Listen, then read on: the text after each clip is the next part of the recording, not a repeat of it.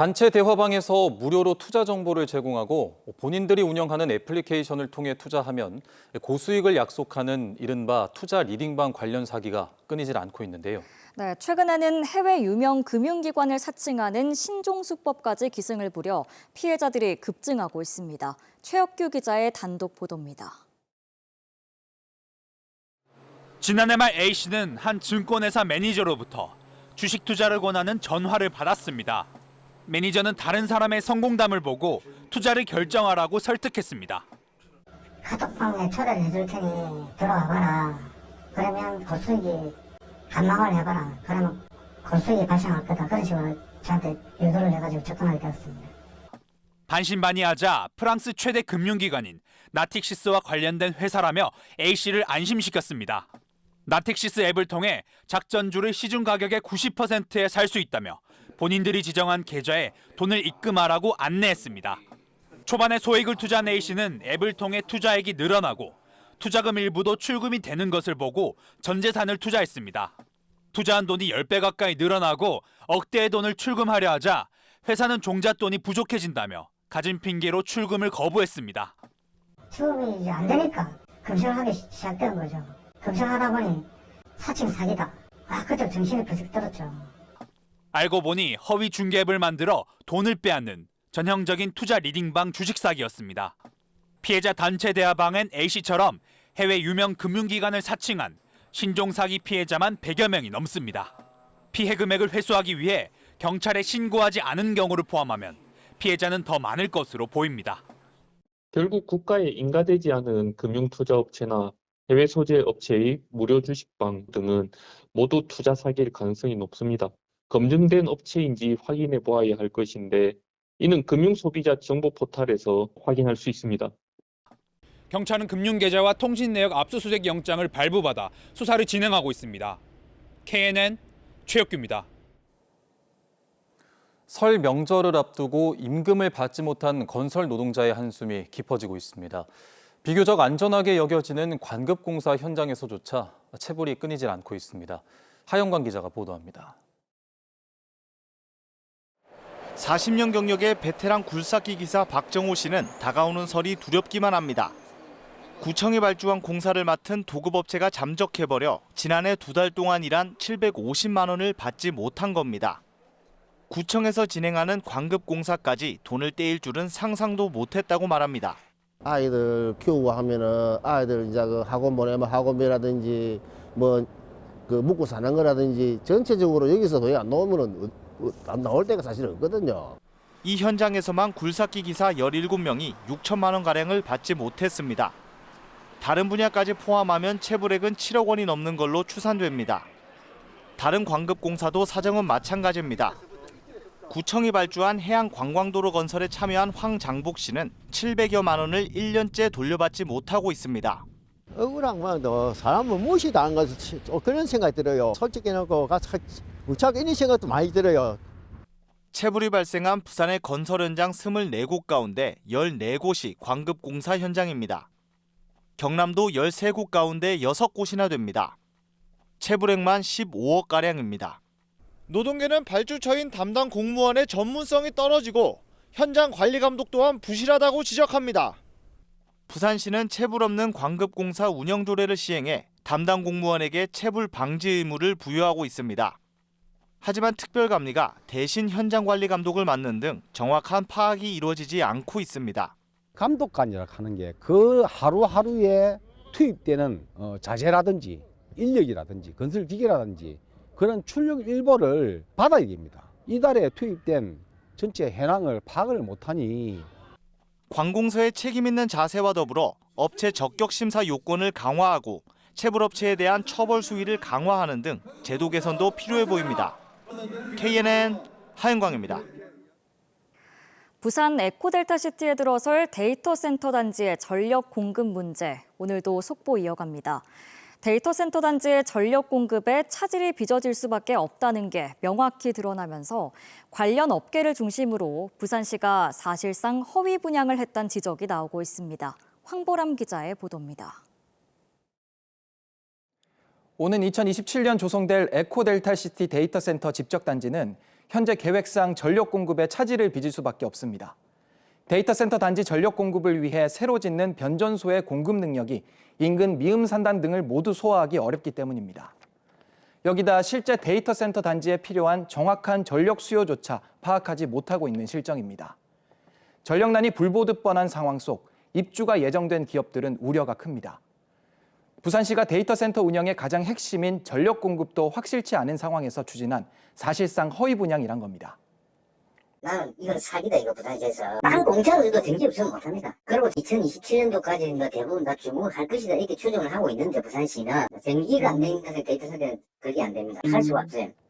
일부 업체들은 이 같은 전력난을 우려해 공모 과정에서 포기한 경우도 있는 것으로 확인됐습니다. 그 부분 때문에 빠진 데가 엄청 많아요. 특히 금융사들이, 금융사는 확정 아니면 거의 잘 안 하거든요. 설명회 때 그래서 빠진 데가 많이 있습니다. 실제 데이터 센터 입주 컨소시엄 5곳 가운데 한 곳은 다음 주 진행될 부산시와의 업무 협약에도 불참 의사를 밝힌 것으로 취재 결과 확인됐습니다. 부산시가 추진하는 대책들도 실현 가능할지 미지수입니다. 모두 정부와 국회의 동의를 거쳐야 하기 때문입니다. 결국 불확실한 대책 속 에코델타시티 데이터 센터 단지는 무리한 추진이란 비판을 피하기 어려워 보입니다. KNN 황보람입니다. 경남도청과 산하기관의 올해 업무 보고를 받고 현안을 점검하는 경남도의회의 새해 첫 임시회가 어제 끝났습니다. 일정은 모두 마쳤지만 정작 회기 기간 동안 일한 날은 손에 꼽을 정도였고 업무 보고 진행은 부실 그 자체였습니다. 주우진 기자가 취재했습니다. 경남도의회 기획행정위원회 소속 도의원들이 인재개발원 원장으로부터 올해 업무 보고를 받습니다. 그런데 보고 뒤 질의에 나서는 도의원은 단 한 명뿐. 업무 보고와 현안 점검은 6분 만에 모두 끝났습니다. 더 이상 질의하실 의원이 없습니까? 네, 수고하셨습니다. 더 이상 질의하실 의원이 없으므로 인재개발원 소관 주요 업무 계획 보고를 마치겠습니다. 감사위원회는 7분, 미래전략 추진단 보고도 채 15분이 걸리지 않았습니다. 기획행정위는 이날 하루에만 7개 부서의 업무 보고를 받았습니다. 시간에 쫓기면서 형식적인 보고가 이어진 겁니다. 수고하셨습니다. 애초부터 무리한 이런 일정은 도의원들이 스스로 짠 것입니다. 새해 첫 경남도의회 임시회 기간은 8일. 이 가운데 주말과 1, 2차 본회의를 빼면 상임위 활동은 겨우 나흘간 가능합니다. 하지만 기획행정위는 남은 4일 가운데 이틀로 상임위 활동을 몰았습니다. 교육위원회도 이틀, 농해양수산위원회는 하루 일정을 2차 본회의 날 오전으로 잡으면서 3일을 비웠습니다. 도정을 감시, 견제하기에는 턱없이 부족한 시간입니다. 18개 시군에 흩어져 있다 회기 때나 모이는 도의원들이 이마저도 출근을 적게 하려고 꼼수를 부린 겁니다. 도의원들의 의정 활동비는 일정에 관계없이 매달 꼬박꼬박 지급됩니다. 무엇이 문제 있는가 또 이런 걸 살펴보는 과정에서 새로운 어떤 이슈들도 발생할 수 있고요. 아주 간략하게 한다는 것은 도민의 입장에서 수용할 수 없는 그런 것이라고 볼 수 있습니다. 부산시의회 상임위의 경우 각 부서별로 대부분 2-3시간씩, 길게는 하루에 걸쳐 업무 보고를 받습니다.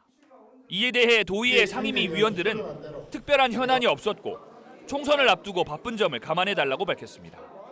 KNN 주우진입니다.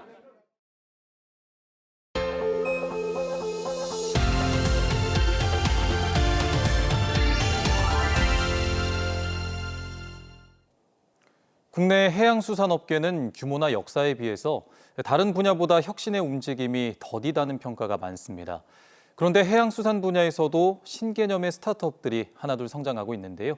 렛츠고 스타트업, 오늘은 온라인 수산물 유통 플랫폼 개발 스타트업 링스업을 김건영 기자가 소개합니다. 한국은 1인당 수산물 소비량 세계 1위입니다. 하지만 자급률은 낮아서 수입액은 해마다 급증세. 그럼에도 4만 곳에 달하는 수산 유통업체들은 영세성을 면치 못합니다. 정보가 부족한 수산업의 폐쇄성 탓이란 지적입니다. 부산의 스타트업 링스업이 개발한 지능형 데이터 플랫폼입니다. 최근 수입이 크게 늘어난 노르웨이산 연어 데이터를 검색했습니다. 수출입 동향은 물론 국내 수입사, 해외 수출사별 거래 현황과 정보까지 한눈에 확인됩니다. 여기에다 미래 예측 단가와 국내의 시중 유통 단가까지 분석해줍니다. 특정 업체 소수 담당자들만 갖고 있는 맞춤형 정보들이 입체적으로 제공됩니다. 전문 인력들의 검증과 머신러닝 기술의 결합 덕분입니다. 그럼 일반인들에게 저희가 맞춰서 결국 데이터를 제시한다고 하면은 편의성인 부분이 가장 중요하고 그들이 쉽게 알 수 있는 어떻게 보면 해설에 대한 부분이 가장 중요하게 저희는 주안점으로 잡았습니다. 뿐만 아니라 수입 부대 비용 등을 상정한 모의 견적서도 뽑을 수 있고 아예 번거로운 수출입 업무를 맡아주는 아웃소싱까지 가능합니다. 수산유통 가공업계에 일대 혁신을 가져올 거란 반응이 나옵니다.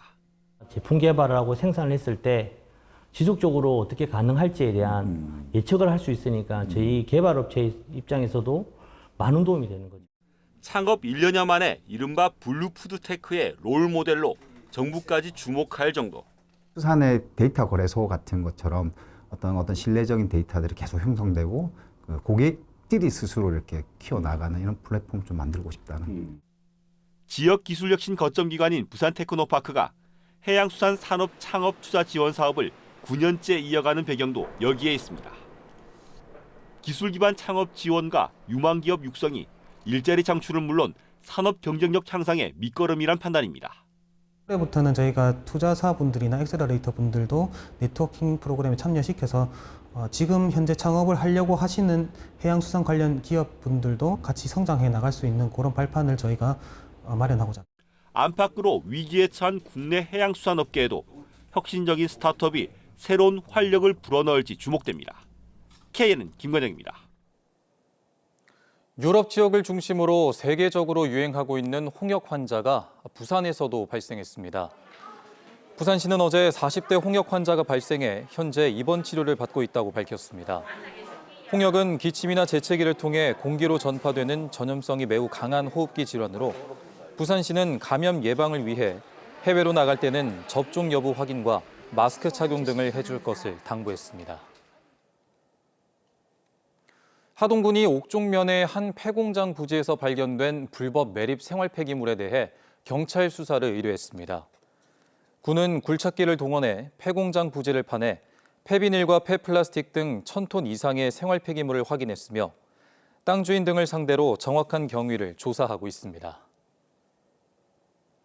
KNN이 연속 보도했던 양산 사송지구 환경영향평가 거짓 의혹에 대해 환경부가 거짓이라는 결론을 내렸습니다.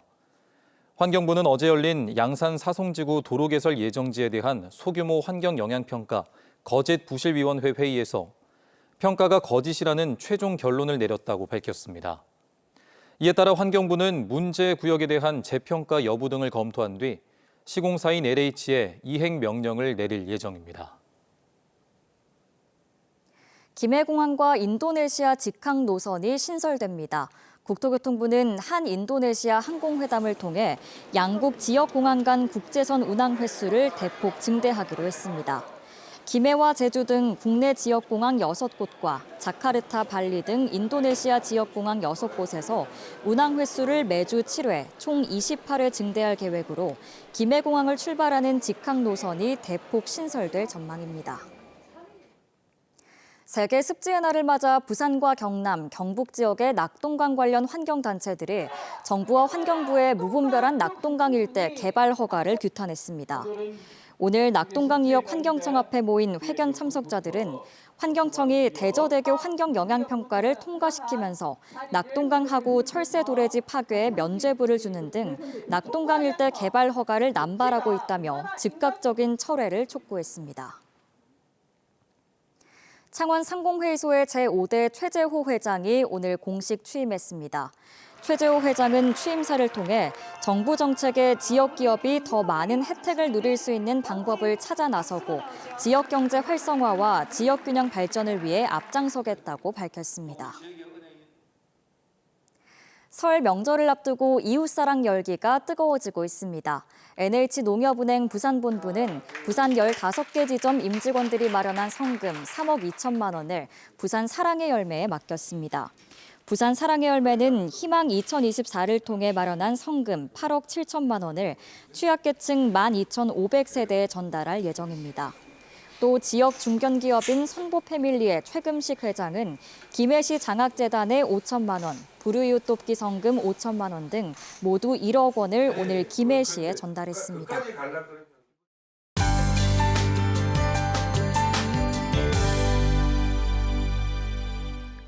이월의 첫 주말 흐린 하늘과 함께합니다. 특히 경남 서부에는 비 예보도 들어있는데요.